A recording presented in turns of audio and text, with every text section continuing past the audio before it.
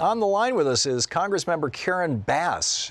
She represents the 37th District of California and is the chair-elect, in other words, will be the chair as the new Congress is sworn in early January, of the Congressional Black Caucus for the 116th Congress.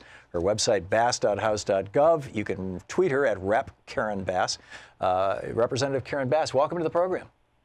Thank you. Thanks for having me on. Thanks so much for joining us. So tell us about where the Congressional Black Caucus is at right now and where you see it going under your leadership as we go into this next congressional two-year cycle. Well, absolutely. Well, we are going into the cycle not only with 55 members of the Congressional Black Caucus, but with Democrats being in the majority. And that means out of the 55 members, 5 will be chairs of full committees, and 28 members of the Black Caucus will be chairs of subcommittees. So that covers an array of areas of policy from Homeland Security, financial services, education, science, etc. So I think that we're on line to have a very big impact on Congress this year. How do you see that playing out? I mean, we've seen an assault over the last decade or so. Well, really in an ongoing way. I suppose you could even go all the way back to 1990. An assault on civil rights legislation, an assault on voting rights legislation, an assault both by the Supreme Court and by Congress in many regards. Do you see Congress right now, particularly with the Republican-controlled Senate and a grifter in the White House, for lack of a better phrase, do you see your role as kind of holding back the dike, holding back the dam, preventing the flood of destructive legislation, or do you think that it's possible to actually advance a progressive caucus that is more inclusive, that brings that brings Americans together around issues or past issues of race, or however I should appropriately say that? I'm sure you know what I'm talking about. I absolutely do. And you know what? I think it's all of the above, because we are absolutely going to have to be on the defense, but I also think on the offense. So, for example, voting rights. Because of the Supreme Court decision a few years ago, essentially gutting voting rights, the Supreme Court passed the ball back to Congress to put forward new legislation. And so that is going to be an item that is very high up on our agenda. And then we're going to have to play defense as well. A lot of the cuts and rollbacks in civil rights legislation and regulations that this administration has done, and you can go down the line in terms of the cabinet secretaries and essentially the orders that this administration has given them to gut the very purpose of their agencies, whether we are talking about Health and Human Services, Department of Justice, education, et cetera.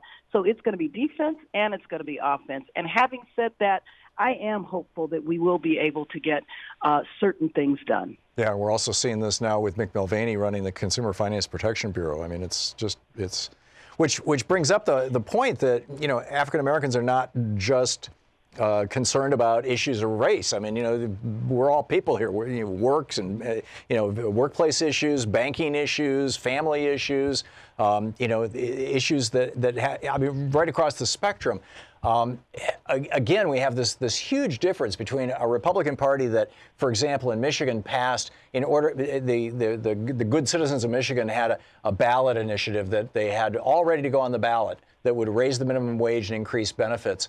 And the Republicans passed a law that said the exact same thing, so that the ballot initiative got bumped off the ballot. And then as soon as the election happened, in fact, I think it was yesterday, the Republican House in Michigan, my home state, passed a law saying that we're gutting the law that we passed 2 months ago. And so it was like, it's like the Republicans are in this relentless, never-ending search for ways to take more money away from working people and give it to their billionaire patrons. What is the Congressional Black Caucus's position on these things, and how are you working with other caucuses like the Congressional Progressive Caucus, for example, and other groups to bring about some sense of not just fairness, but a reasonable standard of living for working people in the United States? Well, absolutely. I mean, a couple of other examples. Look at what happened in Wisconsin when they elected a Democratic governor.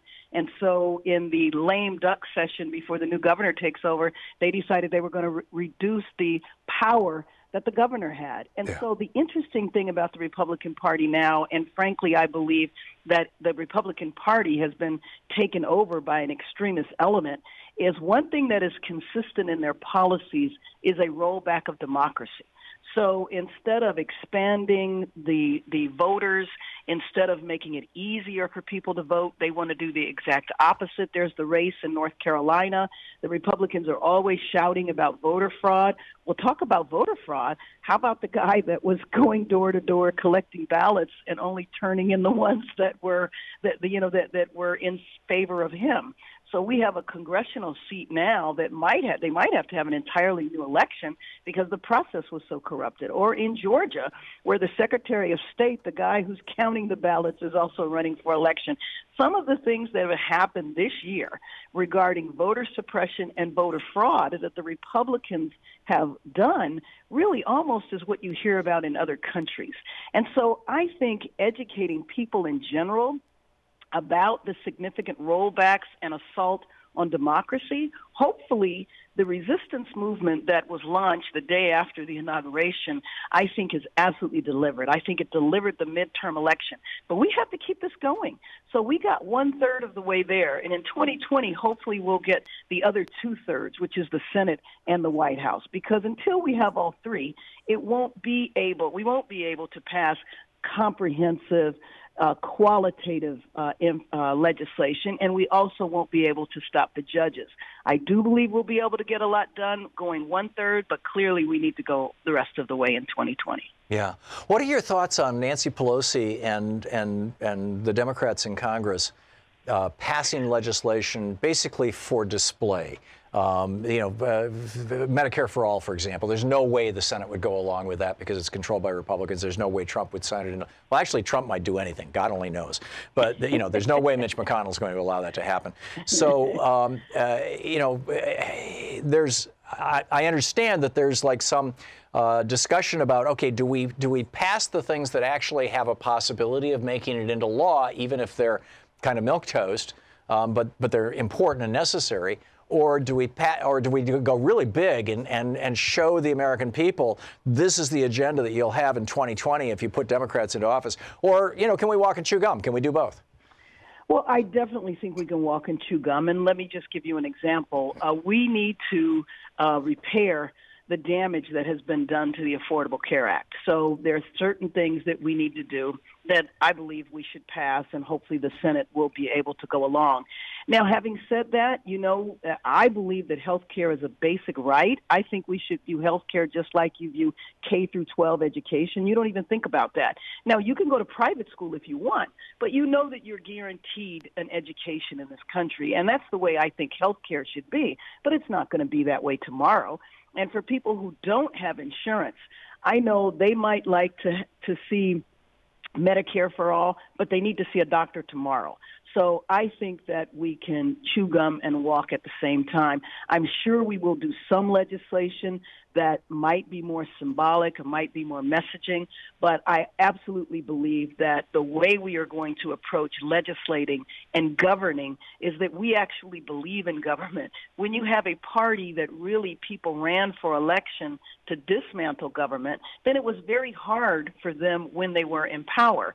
I think it will be easier for us when we're in power because Democrats, believe in government, believe in the institutions. People didn't run to be elected to destroy the very institution that they joined. We're talking with Representative Karen Bass, the U.S. Congressmember from California's 37th District, who was just elected the chair, will be the chair in the incoming Congress of the Congressional Black Caucus, bass.house.gov, and Rep. Karen Bass on Twitter. Tell me about how caucuses work in the House of Representatives. Is it possible to be a member of the Progressive Caucus and the Black Caucus? And if so, what kind of overlap do you have there? And are there other caucuses that we should know of that are doing good, progressive work? Sure. I'm a member of both, for example. There's a lot of overlap between the Black Caucus and other caucuses. So, for example, a lot of members of the Black Caucus are members of the Progressive Caucus.